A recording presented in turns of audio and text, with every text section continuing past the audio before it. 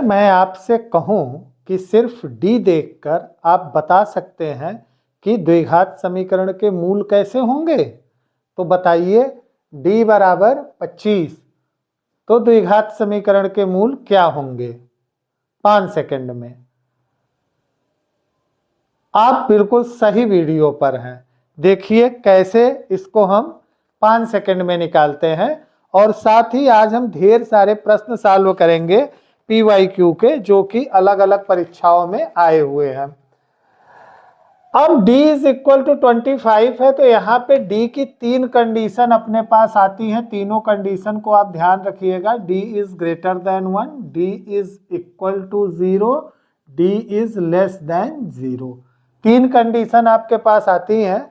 अगर D is greater than 0 है तो इसका मतलब ये हो जाता है कि 2 वास्तविक मूल होंगे, परंतु दोनों भिन्न यानी कि अलग अलग होंगे। भिन्न मतलब अलग अलग होंगे। D इज इक्वल टू 0 का मतलब 2 वास्तविक मूल होंगे, परंतु दोनों समान होंगे। कोई काल्पनिक मूल होगा, काल्पनिक मूल होगा। क्यों होगा, कैसे होगा जानना है, कल का वीडियो देखिएगा इसके पीछे वाला, उसमें हमने इसको डिस्क्राइब कर रखा है। ठीक है, आते हैं आज के। अब आपसे यही पूछा गया था ना कि D इज इक्वल टू 25। अगर आपसे क्वेश्चन पूछ लिया गया D इज इक्वल टू 25 तो मूल की क्या प्रकृति होगी, तो D 0 से बड़ा हो गया, तो इसका मतलब 2 वास्तविक मूल होंगे, परंतु दोनों क्या होंगे, भिन्न भिन्न होंगे। दूसरा क्वेश्चन देखिएगा,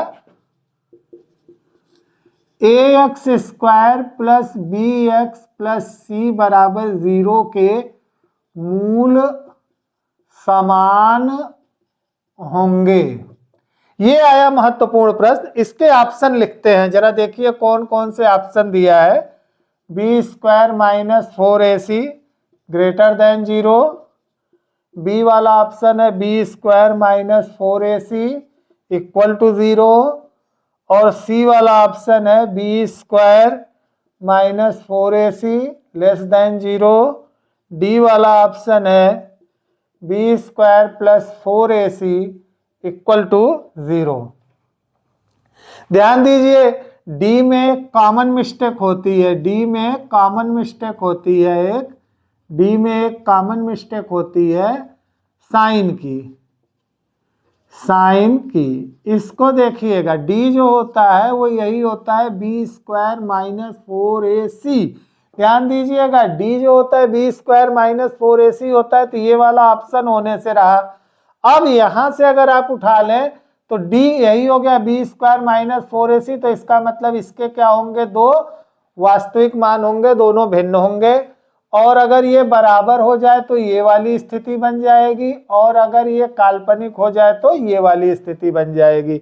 इसका मतलब आपके सामने हमने D के 2 क्वेश्चन करवा दिए। पहले क्वेश्चन में पूछ रहा था कि D इक्वल 25 मतलब 0 से बड़ा, तो पूछा मूल की प्रकृति क्या होगी, आपने वो बता दिया। दूसरे में ये पूछा कि मूल समान होंगे, तो क्या कंडीशन होगी, आपका ये बी वाला ऑप्शन सही हो जाएगा। मूल समान होंगे तो क्या कंडीशन होंगे, बी वाला ऑप्शन सही हो जाएगा।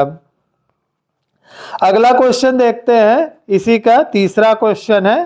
कह रहा है कि समीकरण x square minus 5x plus 6 बराबर 0 के मूल क्या होंगे।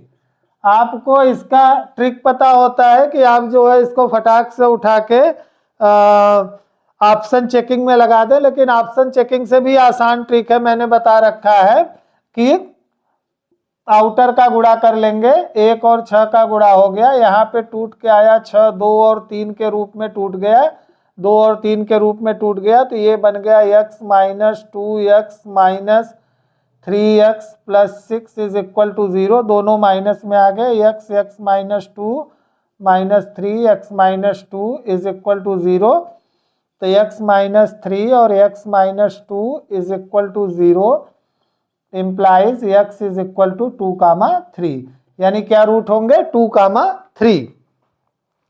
अब जो है यहाँ पे असली काम आपका शुरू हो जाता है कि अगर ये 3 प्रश्न आपके सामने एक साथ थे, आपने देख लिया कैसे हम इनको फटाफट सॉल्व करते चले गए। चौथा प्रश्न अब देखते हैं। चौथा प्रश्न कह रहा है कि क्वेश्चन नंबर 4 आपके सामने आ रहा है।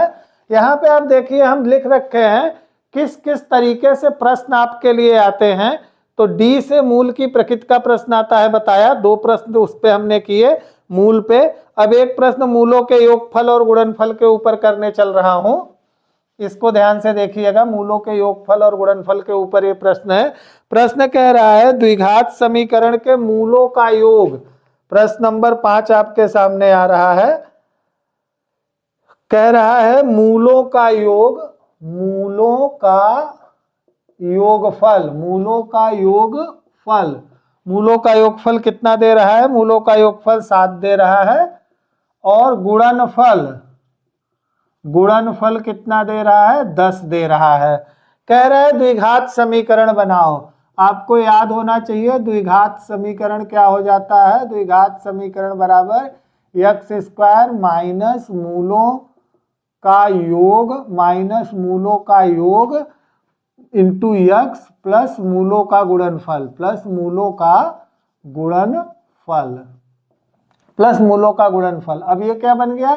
x square minus 7x plus 10 is equal to, ये द्विघात समीकरण इतना इज इक्वल टू 0 होता है यहाँ पे, तो ये हो जाएगा इज इक्वल टू 0। अब आप देख सकते हैं यहाँ पे 1 और 10 का गुणा कराया 10, 10 से 5 दूना 10, 5 और 2 इसके 2 मूल हो जाएंगे, जिनका योग जो है वो 7 और गुणनफल 10 हो जाएगा।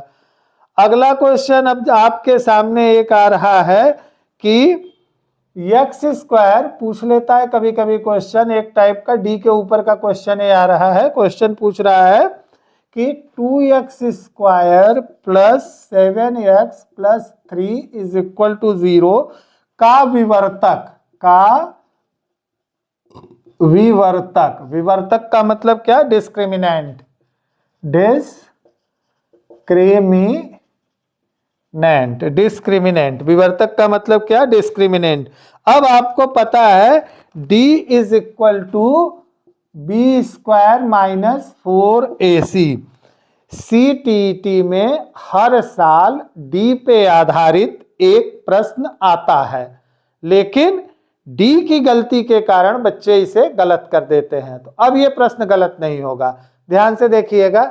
डिस्क्रिमिनेंट ये हो गया। अब यहां से आपका a मतलब ax square bx plus c के रूप का है, तो b के मतलब कितना हो गया? 49, और 4 गुणे a मतलब 4 दूना 8 गुणे 3 8 त्रिक 24, घटा दिया कितना आ गया भाई? 21, 21 आ गया। इसका मतलब d का मान कितना आ गया? 21। अगर इसी का पूछ ले मूल कैसा होगा, तो आप जान रहे हैं वास्तविक व भिन्न, वास्तविक व भिन्न। क्यों वास्तविक व भिन्न हो जाता है? यहां से ही मूल निकलता है, minus B plus minus B square minus 4ac upon 2a। तो ध्यान दीजिए जब आपका ये बी स्क्वायर माइनस 4ac जो है वो पॉजिटिव हो जाएगा, तो जब जुड़ेगा भी घटेगा भी बी में, तो अलग अलग मान आ जाएगा, इसलिए मूल वास्तविक और भिन्न होते हैं। 7वां क्वेश्चन देखिए, इसके बाद का बेहतरीन क्वेश्चन है 7वां वाला। अब क्वेश्चन नंबर 7, 3 तरह का क्वेश्चन एक तरह उठाता हूं। मूल समान हो, तो ये वाला तीसरा वाला, ये गजब की ट्रिक आई। मूल समान हो तब की शर्त, 3 प्रश्न इस पे एक साथ उठाते हैं। kx square plus 4x plus 1 is equal to 0, पहला प्रश्न। दूसरा प्रश्न इसी पे ले लेते हैं, 2x square plus 5x plus k is equal to 0, और इसी पे तीसरा प्रश्न ले लेते हैं, इसी पे तीसरा प्रश्न ले लेते हैं, x square plus px plus q is equal to 0। इन तीनों प्रश्नों की शर्त ये है कि मूल समान है, मूल समान है, मूल समान है, मूल समान है। इसमें k का मान बताना है, इसमें जो है k का मान बताना है, इसमें p का मान बताना है। यहां पे असली खेल शुरू हो रहा है। आप देख रहे हैं एक जगह अचर पद a की जगह हमने लिया है, एक जगह c के लिए लिया है और एक जगह p के लिए लिया है। तीनों एक समान फार्मूले से सॉल्व हो जाएंगे। मैंने कहा डी अब गलत नहीं होगा। ध्यान दीजिए, मूल समान है का मतलब है इन तीनों के लिए B square minus 4ac is equal to 0 है। यहाँ पे लगा दीजिए बी स्क्वायर मतलब इसका स्क्वायर, तो 4 का स्क्वायर माइनस 4, a का मतलब k और c का मतलब 1 इज इक्वल टू 0। इसका मतलब 16 minus 4k is equal to 0 implies k is equal to 4। पहला आंसर आ गया। दूसरे में यही लगा दीजिए बी स्क्वायर मतलब 5 का स्क्वायर माइनस 4, a का मतलब 2, c का मतलब k इज इक्वल टू 0। ये हो गया 25 minus 8k is equal to 0, k is equal to 25/8। तीसरे में देख लीजिए, यहाँ पे भी वही लगा दीजिए B square minus 4ac is equal to 0 लगाना है, तो बी स्क्वायर का मतलब p का स्क्वायर माइनस 4a का मतलब 1 और c का मतलब 9 इज इक्वल टू 0। तो p square is equal to इधर क्या आ जाएगा 36, यानी p इज इक्वल टू, यहाँ इंपॉर्टेंट चीज आ गई, p is equal to plus minus 6। 9 question आपके सामने हम अब तक सॉल्व कर चुके हैं, जिसमें से मूल समान है पे हमने ये 3 प्रश्न एक जैसे हल कराए हैं। आपको प्रश्न की अधिकतर शर्त आ जाती है कि मूल समान हो तो k का मान ज्ञात करो। अगर मूल समान है तो k का मान ज्ञात करने के लिए क्या करेंगे, फार्मूला लगाएंगे कि B square minus 4ac is equal to 0। अब जो है अगला प्रश्न आपके सामने आता है, जो इसी ढंग का प्रश्न था, पहले वाले ढंग का ही प्रश्न था। 9 के बाद 10वां क्वेश्चन यहाँ पे, क्वेश्चन नंबर 10 यहाँ से उठ जा रहा है। प्रश्न में कह रहा है मूलों का योग 5 हो और मूलों का गुणनफल क्या हो 6 हो। मूलों का योग 5 हो जाए, गुणनफल 6 हो जाए, यहीं पे उठा के रख देंगे। अगला इक्वेशन निकल आएगा हमारा कि x square minus 5x plus 6 is equal to 0। ये सारे प्रश्न साथियों विभिन्न परीक्षाओं में आए हुए हैं, जिनको मैं यहाँ आपके लिए कलेक्ट करके लाया हूं कि कैसे हम लोग इनको एक साथ जो है समराइज करके सॉल्व कर लें। ये देखिए यहाँ पे बड़ा बेहतरीन क्वेश्चन है समान मूल का। समान मूल में b square minus 4ac is equal 0 होता है। पहले में a के जगह पे अचर पद था, k लिया था हमने। दूसरा जो लिया है उसमें c के जगह का k हमें पता करना है, और तीसरे में b वाला p पता करना है। इससे अलग अब प्रश्न नहीं बन सकता और इसे आप 5 सेकंड में हल कर सकते हैं, केवल हमारी बताई हुई विधियों को फॉलो करते रहें। देखते हैं अब इसके आगे का अगला प्रश्न, क्वेश्चन नंबर 11। आज साथियों 25 क्वेश्चन का टारगेट है। अगर आपको हमारी बातें थोड़ी फास्ट लग रही हो या समझने में दिक्कत हो रही हो तो आप वीडियो को पॉज कर सकते हैं। पॉज करके क्वेश्चन को आप फिर से समझ के कर सकते हैं। और वीडियो समझ में आ रही है तो चैनल को लाइक सब्सक्राइब कर लें, कमेंट में यस सर जरूर लिखें। क्वेश्चन नंबर 11 देखें। क्वेश्चन नंबर 11 कह रहा है, क्वेश्चन नंबर 11 कह रहा है कि 2x square minus 7x plus 3 is equal to 0 को हल कीजिए। इसको हल करना है। हल करने के लिए हमने आपको पहला तरीका बड़ा सटीक बता रखा है। a और c का मल्टीप्लाई करें, कितना आया 6। 6 को ऐसा तोड़ दें कि कितना आ जाए 7, मतलब 6 प्लस 1 होगा तो क्या हो जाएगा 7। तो ये हो गया 2x square minus 6x minus x plus 3 is equal to 0। 2x bracket में x माइनस 3 माइनस 1 ब्रैकेट में x minus 3 is equal to 0 implies x minus 3 and 2x minus 1 is equal to 0। This implies x is equal to 3 and 1/2। ये answer निकल गया ग्रहें का। 12वां question कह रहा है कि यदि किसी समीकरण का एक मूल 2 हो तो k का मान ज्ञात करो। Question number 12। कभी कभी क्वेश्चन कह देता है एक मूल 2 है, एक मूल 2 है तो x square minus 5x plus k बराबर 0 में k का मान ज्ञात करो। आप समझते हैं कि अगर एक मूल 2 है तो इस मूल को रखने पे ये समीकरण संतुष्ट हो जाएगा, बैलेंस हो जाएगा, और समीकरण संतुष्ट हो जाएगा, बैलेंस हो जाएगा, हम k की वैल्यू पा जाएंगे। देखिए 2 रख देते हैं तो 2 का स्क्वायर 4 माइनस 5 दूना 10 plus k is equal to 6। k अब यहाँ पे -6 हो जाएगा, ये -6 plus k is equal to 0, तो k इज इक्वल टू 6। ये आंसर निकल जाएगा आपका। अगला क्वेश्चन देखते हैं हम लोग। CTET, UPTET और विभिन्न परीक्षाओं में आए हुए प्रश्न है ये। अब एक प्रश्न जो है ये बड़ा बेहतरीन क्वेश्चन आता है मूलों के योग और गुणनखंड के ऊपर। आ गया था सीधे UPTET में आ गया था ये प्रश्न। UPTET में डायरेक्ट पूछ लिया था। क्या था question number 13, ax square plus bx plus c बराबर 0 के मूल अल्फा बीटा है। तो दोनों पूछा था, अल्फा प्लस बीटा बराबर और अल्फा इंटू बीटा बराबर। यहाँ पे भी साइन का ध्यान रखना जरूरी है। अल्फा प्लस बीटा जो होता है माइनस बी बाई ए होता है। क्यों होता है? क्योंकि आपने यहाँ फार्मूला में देखा ना, एक्स स्क्वायर माइनस मूलों का योग इंटू एक्स होता है, तो यहाँ एक्स स्क्वायर ये वाला नीचे चला जाता है, इसलिए बी बाई ए, यहाँ पे सी बाई ए हो जाता है, तो मूलों का गुणनफल सी बाई ए। तो आप ये फार्मूला जैसा भी आप याद रख सकते हैं, फार्मूला ही है, डायरेक्ट फार्मूला ये पूछ लिया गया था। इसी तरह की मजेदार वीडियो देखने के लिए द मैथ गंगा चैनल को सब्सक्राइब करते रहें। अगला क्वेश्चन है आपके लिए बेहतरीन, फिर से आ गया एक क्वेश्चन।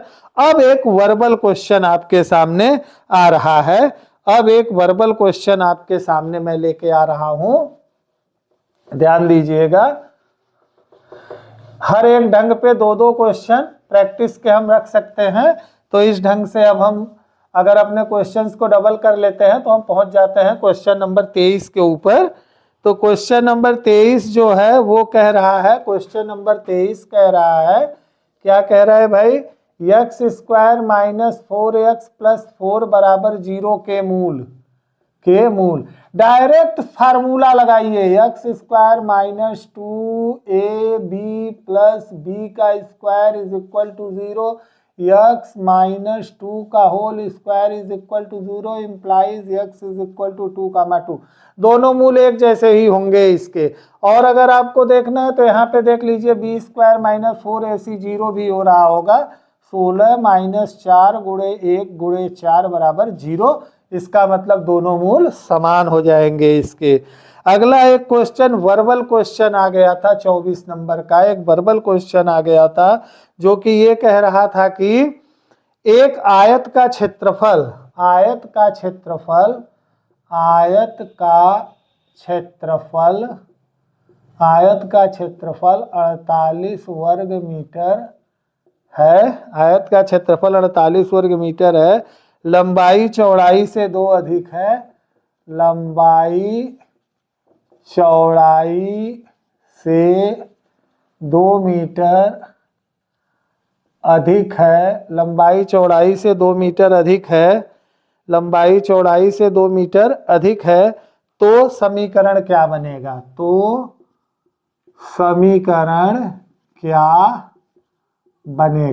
समीकरण क्या बनेगा? देखिए अब यहाँ पे लंबाई चौड़ाई से 2 अधिक है ना, तो हम मान लेते हैं, माना चौड़ाई बराबर x, लंबाई बराबर x plus 2 according to question, लंबाई बराबर x प्लस 2। तो अब क्षेत्रफल का क्या फार्मूला होता है? क्षेत्रफल बराबर दिया है 48, तो लंबाई, आयत का क्षेत्रफल हो जाता है लंबाई गुणे चौड़ाई बराबर 48। तो x और x plus 2 is equal to 48। X square plus 2x minus 48 is equal to 0।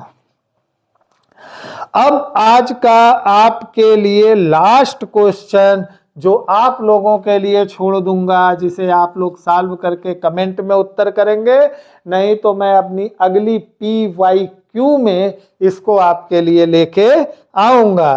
Question आज आप लोगों के लिए, यदि ax square plus bx plus c is equal to 0 के मूलों का अंतर 4 है, के मूलों का अंतर 4 है, तो शर्त क्या होगी, या संबंध क्या होंगे। 4 संबंध साथियों दिए रहे होंगे आपको नीचे, उन चारों में से एक संबंध आपके लिए ये 25 नंबर का प्रश्न पूछेगा कि यदि ax square plus bx plus c के मूलों का अंतर 4 है तो शर्त क्या होगी। साथियों इसी के साथ आप लोग द मैथ गंगा चैनल को सब्सक्राइब करें और ज्यादा से ज्यादा कमेंट करते रहे, शेयर करते रहे, वीडियो को पॉज करके चीजों को नोट कर लें। नमस्कार, धन्यवाद।